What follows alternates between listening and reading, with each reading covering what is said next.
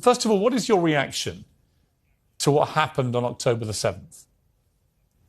Oh, it was terrible, of course. I mean, we kind of get our news kind of also secondhand because, you know, my wife's family, they live in Gaza. They have cousins and uncles there, and their house also was bombed.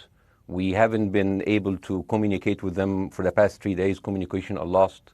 So we don't know actually what is the, how are they doing, but, you know, we're used to that. I mean, it's just like, it's very repetitive. We're used to that. We're used to them being bombed every time and moving from one place to the other. You know, it's just like those Palestinians, they're very dramatic. Israel killing us. But they never die. I mean, they always come back. You know, they're very difficult to kill, very difficult people to kill. I know because I'm married to one. I tried many times, couldn't kill her. So if you look to this graph, for example, this is the death of Israeli and Palestinians, and it's changing from 1 year to year. It's like fluctuating like crypto. So my question is today, what is the going rate today for human lives? I mean, 2014 was a great year for Ben Shapiro. 88 Israelis were died, and there was 2,329 Palestinians killed on the other side. That is one Israeli for 27 Palestinians. That is a very good exchange rate. What I'm saying is, what is the exchange rate for today? You guys will be happy. That's my question. Well, it's not me, it's not me guys. I'm not on either side. No, not you. Like when I say you guys, I say like the people on the other side of that. I know that you don't think like that, Pierre. You're one of the good guys. But let me tell you something. I mean, the reason that I'm using this is that, I mean, I can't remember what happened in 2014, and there was no music festival, but there must be something. I mean, they must do something. It is their fault. It has to be something. I mean, 2018, 300 Palestinians died. Who's counting, you know? So the thing is, what my question is, let's find what is the exchange rate for human life today so we know, expect the future death of Palestinians and we'll be happy to it. If you were Israel, what would you... If I was Israel. If you were Israel and that had happened to you, what would you think would be the appropriate way for the country to respond? I would do exactly like Israel did, kill as many people as possible since the world is letting me do it. I mean, I can do it because I can, you know. But the thing is, you know what, I agree with you. And you know what, I'm going to be even ahead of you because I see the question coming. Do you condemn Hamas for the atrocity? Yes, I condemn Hamas. I condemn Hamas. Hamas is the source of all evil. They're a reason for everything. And you know what, let's for a minute imagine a world without Hamas. Right. What will this world look like? Let's give this word a name, and let's name this word the West Bank. Hamas has absolutely no control in the West Bank, and since the beginning of this year, only through August, 37 Palestinian kids were killed. No music festival, no paragliding, no Hamas. Since the occupation of the West Bank, 7,000 Palestinians were killed. No music festival, no paragliding, no Hamas. I can go on and on and on and on. No, but you don't need to. And the thing is, it is not like something new. I mean, I look at history and I see, I'm sorry to say, and I'm sorry to say this, but Westerners has always dealt like this with indigenous people. You first treated them like savages, you know, Native American, First Nation, Aboriginal. They're savages. Kill all the savages. And then when they're almost extinct, you start feeling sorry for them, you know, like animals. So maybe the solution is that we kill as many Palestinians as possible so the few of them that remains do not bother you. And maybe Netanyahu, when he lives for another 100 years, he'll become a tree hugger. Let me just challenge you on this. And he will campaign for preserving the three Palestinians. You keep talking about... Yeah.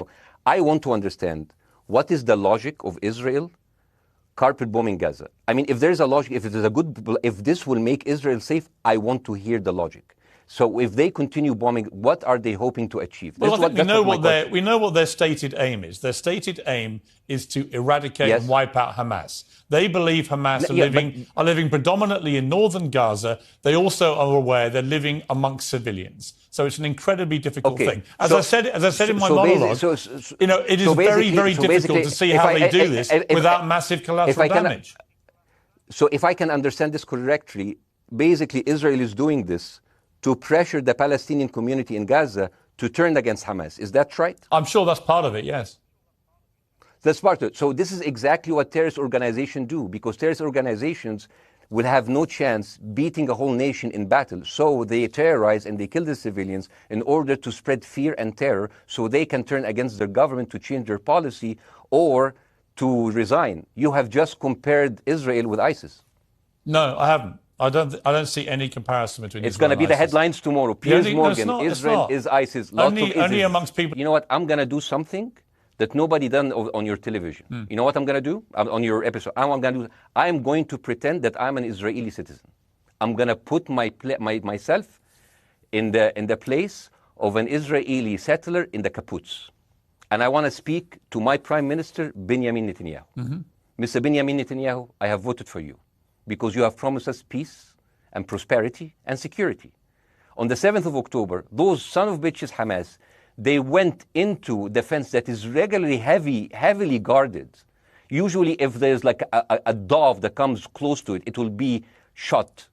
Those people went in and they went for 6 hours before IDF forces was deployed, killing our friends, our families, kidnapping our grandmothers and babies, and went in. I want to ask you, Mr. Prime Minister, after you have fractured the Israeli community and you have fucked our courts, our Supreme Courts, what are you doing with the money being given to you, to the United States? Also, you are carpet bombing Gaza with absolutely no regard to our hostages, our people. I heard a rumor in the kibbutz that you're doing that you let that happen as an excuse to carpet bomb Gaza, so you push them into Sinai. And I didn't believe that. It's like, not my Prime Minister, he can never do that. And then I watched an interview for Danny Ayalon. He was your chief advisor. He was also the Israeli ambassador to the United States. And you know what he said, Mr. Prime Minister? He said that the solution for those Palestinians is to go into a vast land of Sinai and live into tent cities temporarily, temporarily, wink wink, until we build Gaza again, and then we invite you back. يعني عبط احنا بقى. يعني فاهمني؟ We've seen this movie before. So يعني, and when I saw this, I couldn't explain to my fellows in the kibbutz, how come our Israeli government is trading human lives for another piece of land? So as an Israeli citizen, I need to hold my Israeli government accountable. The thing is, this is the problem. Israel always victimizes itself, and I have never seen a victim putting their oppressor under siege and bombing them 24/7. Israel wants you to believe that they are the victim. Dealing with Israel is so difficult. It's like being in a relationship with a narcissistic psychopath. He fucks you up, and then he makes you think it's your fault. All right, you Bاسم. look at Israel as Superman, but they're really Homelander. Bاسm. Wallahi, they are shooting Bاسm, fish in a barrel, and they are annoyed with the splashes. The question is, how can you justify the killing in the West Bank where Hamas does not exist? And if the disproportionate response during over all of these years have actually worked, what will be new this time that did not happen before? I just want to. That was my question. Okay, that Bاسm, was my question. I'm gonna. Okay. I'm gonna So now, Bاسm, if I ask the question, can I say something on my side? Well, a little bit personal. Bاسm, with respect, a little bit personal. Bاسm, with respect, I gave you half the show to have your side. Jeremy's had a lot less time. I'm going to have to. You want move me on. to leave?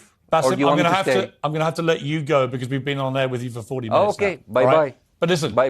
I would like to talk to you again, bye, and thank you for joining the program. I appreciate it. Oh, by the way, my wife's family is all right, and they sent us a house. It's bombed. It's beautiful. It's going to be a good like Halloween theme. So I'm very sorry for what your family are going through in Gaza, and I mean that very sincerely. By the way, I don't know. I don't know I don't know him. By the way, I haven't actually met them. They didn't even come to my wedding. They couldn't because they are stuck in Gaza. Okay. And she never saw them because Gaza is not a destination. Bاسm, as I say, we hear their voices. And it's they die. It's fine. It's fine. Bاسm, I wish your family all the very best. Thank you for joining me. I appreciate it. I don't. Thank you.